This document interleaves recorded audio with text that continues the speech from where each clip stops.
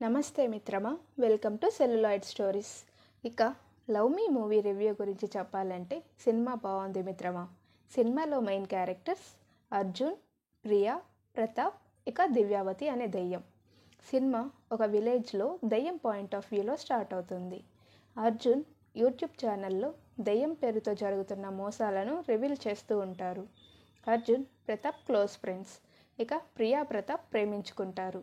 అర్జున్కి దివ్యావతి అని దెయ్యం గురించి తెలిసి దెయ్యం వీడియో షూట్ చేయాలని ఆ దెయ్యం ఉంటున్న అపార్ట్మెంట్కి వెళ్తారు. ఆ తర్వాత ఏం జరిగింది అనేదే మిగిలిన కథ. ఫస్ట్ హాఫ్లో దెయ్యం సీన్సు అంతా చాలా బాగుంది మిత్రమా.